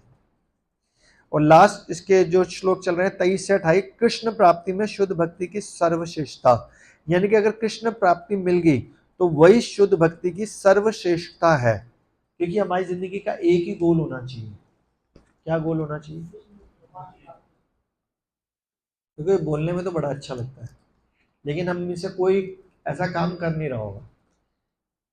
मैं जब आज से 13 साल पहले जब भक्ति में जुड़ा, तो मैं उन दिनों बड़ा डिस्टर्ब चल रहा था कि मेरे को ना अपनी लाइफ का गोल ही नहीं समझ में आ रहा था। What is the goal of my life? तो मैं सोचता था मेरा एक कोचिंग सेंटर है, पैसा ज़्यादा कमा लूंगा तो 2 खोल लूंगा। अभी एक गाड़ी है तो 2 हो जाएंगी। अभी एक घर है तो 2 घर हो जाएंगे, और कमाऊंगा तो 3 घर हो जाएंगे, 4 घर हो जाएंगे, 4 गाड़ी हो जाएंगी। फिर मैं सोचता भी था चलाऊंगा तो एक ही, चलो 4 गाड़ियाँ वैरायटी में लूंगा, लेकिन घर पे तो एक ही रहूंगा ना, क्योंकि रोज अगले दिन थोड़ा ना आज इस घर में रुकूंगा कल उस घर में रुकूंगा, ऐसा तो होगा नहीं। और वक्त के साथ साथ डाइट भी आपको नॉर्मल ही लेनी पड़ेगी। रोज आप पकोड़े और चाउमीन तो खा नहीं सकते, तो नॉर्मली आपको दाल सब्जी रोटी चावल ही खाने पड़ेंगे। तो आप चाहे करोड़पति हो या अरबपति हो, जो अरबपति होगा उससे पूछ लेना आपकी डाइट क्या, वो कहेगा मैं पनीर भी नहीं खा सकता, मैं क्या मूंगी की दाल खाना प्रेफर करता हूँ, थोड़ी सी सब्जी ले ली, चावल ले लिया और मीठा भी मेरे को मना है। तो मैं सोचता था कि भाई लाइफ में मैं सिर्फ यही इसलिए हुआ। तब मैं इस कौन में नहीं जुड़ा था, तब मैं बाई चांस भगवान कहते हैं ना कि भगवान भक्ति में जोड़ देते हैं, जो जिज्ञासा करता है उसको भी जोड़ देते हैं। फिर मैं सोच ही रहा था कि ऐसे लाइफ थोड़ा ना खत्म होनी चाहिए, ऐसे फिर मर जाएंगे, ऐसे लाइफ नहीं खत्म होनी चाहिए। फिर भगवान ने मेरे को भक्तों से मिलवा दिया और भक्तों ने मेरे को मंदिर का रास्ता दिखा दिया और मंदिर से फिर आगे चल मिल गई। फिर तो अब तो गोल ही आप सबको पता है कि भगवत धाम ना भी हो, लेकिन यह है कि सेवा करते करते रहे, अगला जन्म भगवान चाहे यहाँ फेंके या नरक में फेंके, लेकिन सेवा करते रहे। भगवान के भक्तों को ये कभी भी नहीं होता कि मुझे भगवत धाम जाना, वो कहते हैं भगवान जहाँ पे भी भेजना वहां भेजना, अपने को कोई लेना देना नहीं। हमने क्या करना, हमने तो भगवान की भक्ति करनी है, दैट्स इट। आइए बिफोर टाइम, हरी बोल, आ जाओ। आपके दर्शन मात्र से पैदा हो जाता है।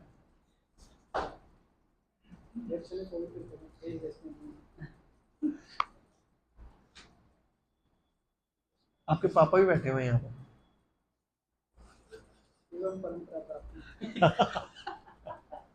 परंपरा से आ रहा है, ठीक है ना।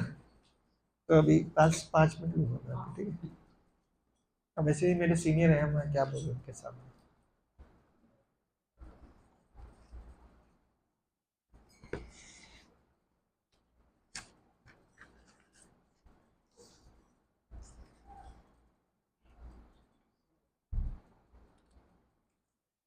अभी तक किसी का कोई डाउट है किसी भी तरह का?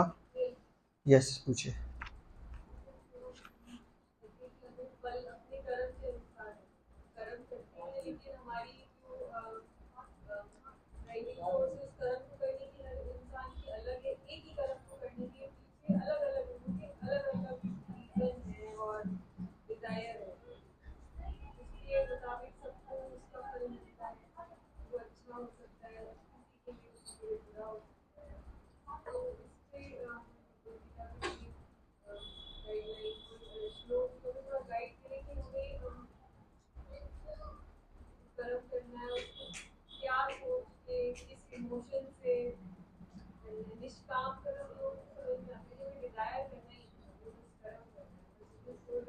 डेफिनेटली।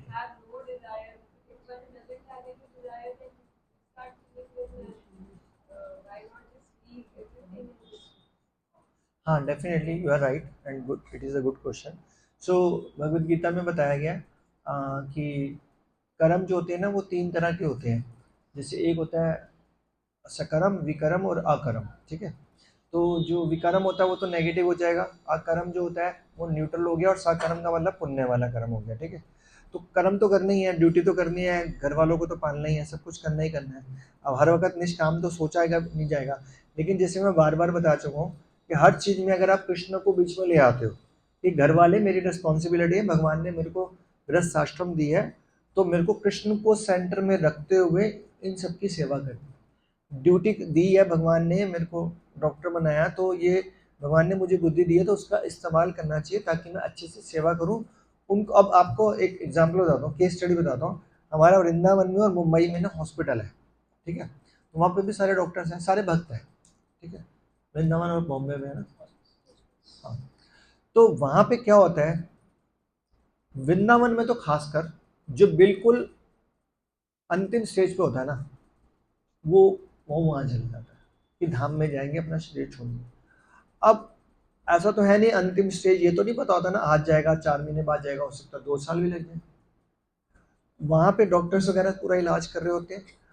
हर रोज एक उन्होंने ट्रॉली बना रखी होती है, जगन्नाथ जी होते हैं कीर्तन करते हुए हर पेशेंट के रूम में जाएंगे जगन्नाथ जी, ठीक है। तो जब भक्त चल के भगवान के पास नहीं आ रहा होता तो भगवान उनके पास चल के जाते हैं। ये कैसे पॉसिबल हुआ? क्योंकि उन्होंने पूरी जिंदगी उसकी प्रैक्टिस करी कि भगवान मेरी जिंदगी, तभी अभी हमने हमने पढ़ा था ना अंत काल में, जब वो केले वाली स्टोरी सुनाई थी, अंत काल में मैं इतना बीमार होऊंगा, मैं भगवान को याद ही नहीं कर पाऊंगा, तो भगवान कहते हैं इसकी टेंशन छोड़ दे, मैं खुद चल के आ जाऊंगा तेरे दिमाग में।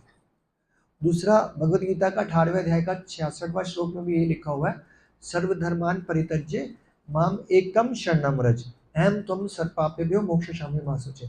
अगर भगवान की शरण में आ जाओ, भगवान की शरण में जाना बड़ा आसान है, इसी क्षण भगवान की शरण में जा सकते हैं कि भगवान मैं आपकी शरण में आ रही हूँ, मुझे नहीं पता कि सही है गलत क्या है, मैंने तो एक चीज़ को पकड़ लिया। जैसे मैं आज ललित चैतन्य प्रभु जी के साथ प्रसाद पा रहा था, ठीक है, दोपहर की बात है। मैंने बोला इनको, मैंने देखो मैं केस स्टडी हमेशा ना नॉर्मलाइजेशन वाली बताता हूँ। मैंने बोला मैं अपने सीनियर को फॉलो करता हूँ, अगर मेरा सीनियर जो मुझे मालूम है कि वो सही है, ठोक बजा के हमने चेक कर लिया है, वो शास्त्रों की बात कर रहे हैं, तो अगर वो फॉलो कर रहे हैं ना, तो मैं उस चीज़ को फॉलो कर लेता हूँ। क्योंकि जो भक्ति होती है वो बुद्धि से नहीं होती, समझ आया ना, बुद्धि में तो ज्ञान आ जाता है, ज्ञान में तो तर्क वितर्क आने लग जाता है। तो जब हम ऐसी चीज करते हैं तो भगवान भी यही बोल रहे हैं, सर्वधर्मान परित्यज्य माम एकम शरण, जो जब हम भगवान की शरण में चले जाते हैं तो भगवान, फिर मैंने अभी वो केस स्टडी बताया कि मेरे को अपनी जिंदगी का गोल नहीं मिल रहा था, भगवान ने भक्तों को भेज दिया। तो जिस दिन हम आप बोलते हैं ना भगवान मेरे को तो समझ भी नहीं है कि आपकी वर्शिप कैसे करनी है, शरणागति कैसे होना है, आप ही रास्ता देखो, भगवान रास्ता दिखाना चाहते हैं, तब हमारी फाइल उनके हाथ में चली जाती है, तब पता चलता है जिंदगी जीना क्या है।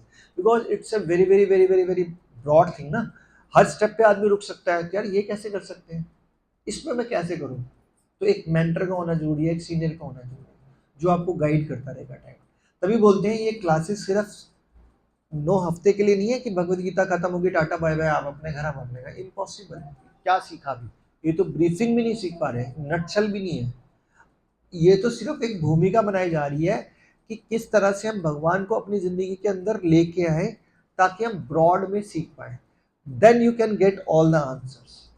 माई सिस्टर एक बहुत बड़ी ऑफिसर है, एक्सट्रीम एक्सट्रीम बड़ी ऑफिसर है, माई रियल सिस्टर, उसका फोन आया मेरे पास 3 दिन पहले, यार ये अर्जुन ने तो ऐसे किया, मैंने ऐसे मतलब हम ऐसे करते हैं, तो इसका आंसर क्या होना चाहिए।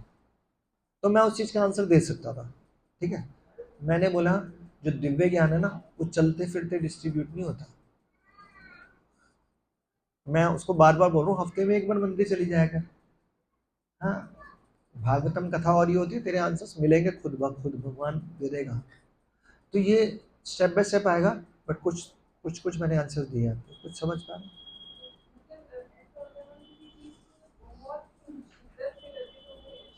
यस।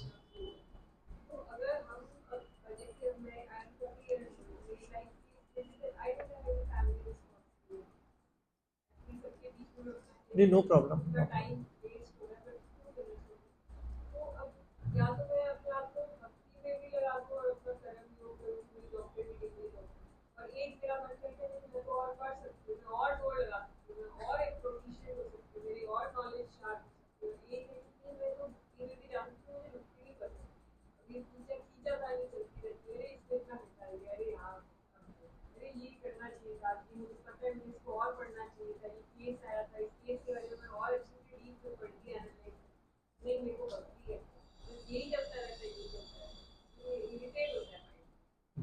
अभी ना कल ही एक लेक्चर सुना था, तो उसमें इस चीज़ का आंसर दिया गया कि when you are not justifiable to your profession ना, तो इससे भगवान कभी खुश नहीं होते, ठीक है। पर साथ में देखो, हर चीज़ का आंसर एक कभी नहीं हो सकता, ठीक है। साथ में, क्योंकि तभी मैंने कहा ना, it's a very broad thing. साथ में होता है, प्रभुपाद जी ने बोला डू द नीडफुल, साथ में बोला 8 घंटे की ड्यूटी, ठीक है। इसके बाद तो फिर 8 घंटे सोने के लिए भी होते हैं, और या फिर 2-4 घंटे अपने नीडफुल के लिए करने होते हैं, और 2-4 घंटे ये करने। अगर आपको लगता है उस 8 घंटे के अंदर या 9 घंटे के अंदर आप ड्यूटी के दौरान अपनी नॉलेज को अपग्रेड कर सकते हो, देन डू इट डेफिनेटली। लेकिन लगता है कि नहीं, इससे ज़्यादा टाइम तो मैं ड्यूटी पे जाता है, कोई डॉक्टर्स की ड्यूटी भी बड़ी हार्ड होती है, ड्यूटी पे जाता है, तो नहीं करना चाहिए। बट फिर भी ये पर्सनल केस स्टडी है, तो ये इंडिविजुअली आप पूछ सकते हैं। थैंक यू, आपने क्वेश्चन पूछा, वेरी गुड। ठीक है, तो अभी हम 10 मिनट का लास्ट में कीर्तन करते हैं, तो होप सो बाद में हम डांस भी करेंगे, क्योंकि डांस को करवा रहे हैं आखिरी के 10 मिनट, क्योंकि बोला जाता है कि जो कीर्तन में डांस करता है उससे क्या होता है, भगवान प्रसन्न होते हैं। और क्या होता है, और बताओ क्या होता है? जितने पाप है झड़ जाते हैं, और बाद में चटाई बाहर झाड़ देंगे, काम खत्म। ठीक है, तो इससे भगवान तो प्रसन्न, हमारा मेन मोटिव क्या होना चाहिए, प्रसन्न होना चाहिए। और जो लगता है मैं डांस नहीं कर सकता, उसको सिंपल खड़े होकर ऐसे कर देना चाहिए, कोई बात, कर ले, ताली मार देनी चाहिए। ठीक है, तो करते हैं हम 10 मिनट हमारा नेक्स्ट टाइम। हाँ, आप तो बैठ के भी जाओगे, क्योंकि खड़े होकर दिक्कत हो जाती है। आप एक काम करो ना, इधर बैठ के इधर मुंह कर लो आप भी यश प्रभु इधर ही आ जाओ, डांस करने, बाकी आप लोग डांस वांस करवा दो।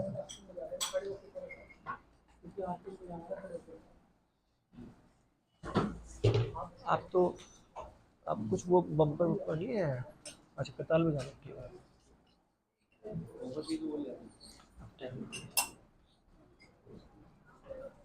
वो दिलीप प्रभु भाग के जाओ, वो ना बम्पर वाले, बड़े वाले, वो क्या बम्पर ही बोलते हैं, वो जो बड़ा वाला होता है वो ले आओ फटाफट, जिसमें क्लास हो रही थी उसमें पढ़ाओ। हरे कृष्णा कृष्णा कृष्णा हरे हरे, हरे रामा राम राम हरे हरे। सर्कल बना लो, सर्कल बना लो। हरे हरे, हरे राम राम राम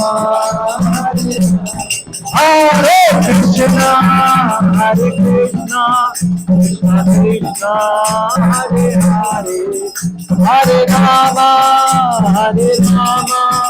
राम राम हरे हरे, हरे कृष्णा, बोलो बोलो,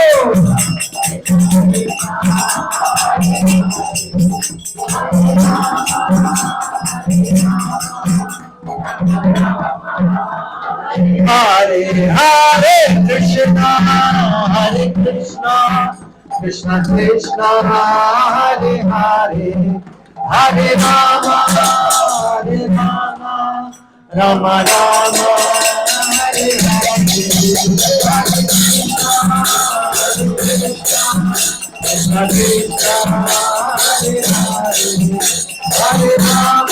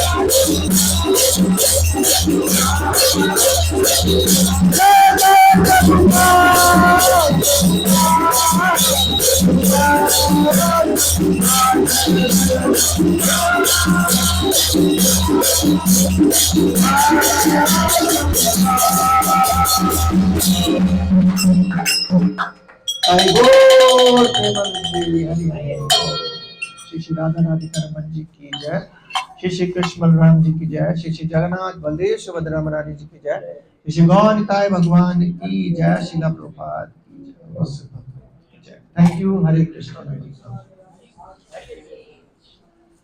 अभी आरती होगी, उसके बाद आप सब प्रसाद, और आज सेक्टर 4 में संकीर्तन निकालेंगे। आप सबसे रिक्वेस्ट है, प्लीज प्लीज प्लीज संडे को जरूर हमारे साथ चला करो। छोटा सा कीर्तन होता है, बाहर से बस चलती है, यहीं पे छोड़ देती है।